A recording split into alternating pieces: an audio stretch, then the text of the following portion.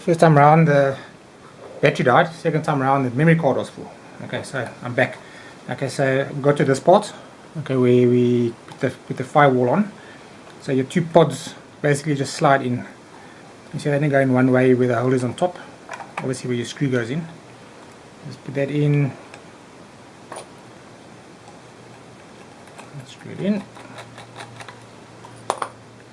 Yeah, like I said before, finger tight. You don't over tighten them else you stiff up the thread. It won't sit together very well. Okay, so next up is your top section. Okay, I already put the screw in the front. Just bring it in. You see it lines up over here on the sides. Okay, screw that in.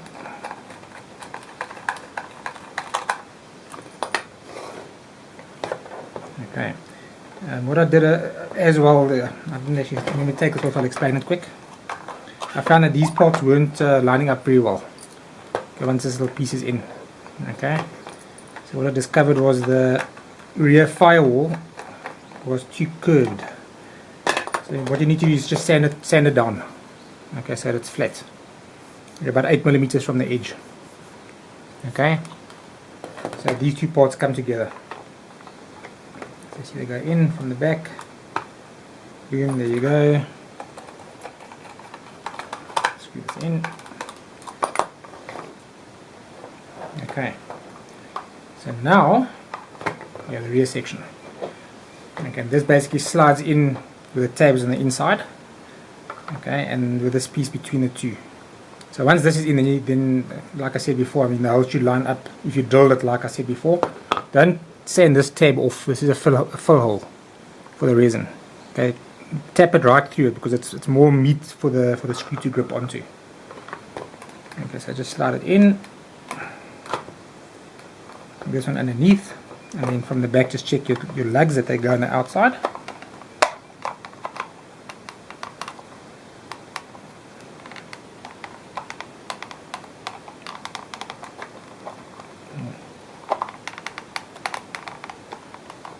The bloody thing will just go in. Bloody hell. Oh, there we go. Okay, put it forward so it closes up this gap. What you can do now is put your lower screw in.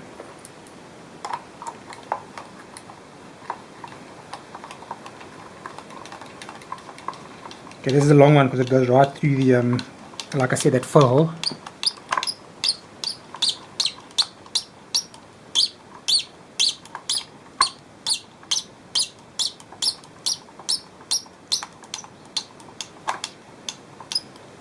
And this is where your stand goes around the section. And your top one. I might provide shorter ones of this, but the reason for this is because it's the countersink screw.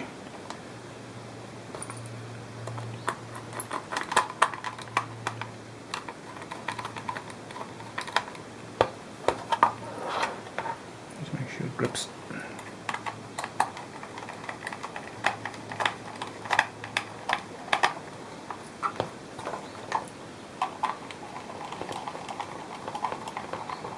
You might find, depending on how you do the job, you'll have a gap on the sides. If you're doing lighting, you might want to find a way to temporarily close them with a milliput, put on before the time and shape it down, or if you're gluing the model together, just fill it up and then repaint that part. Okay, but this is your main structure together. Okay, and your pods.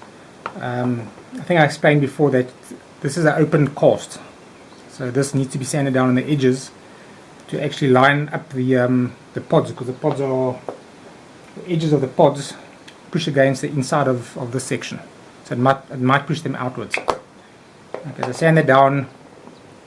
This here lines up to the bottom of the of this hole. Okay, there's a hole over here at the bottom for lighting, for to put cables through.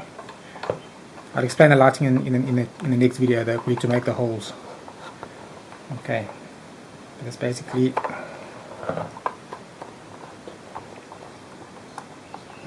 Slides in quite tight.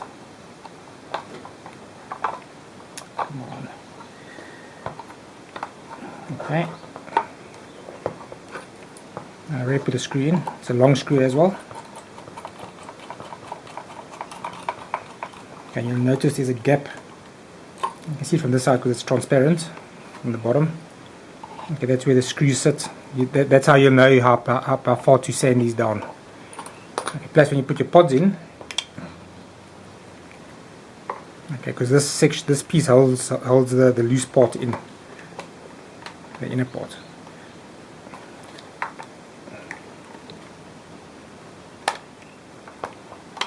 So as you can see, the pod sits straight. Okay, if this was sticking further out, it would push the pod outwards. Okay, you don't want that, it has to be straight. Okay, and the second pod, yeah, it slides in. Okay, so there's your main structure.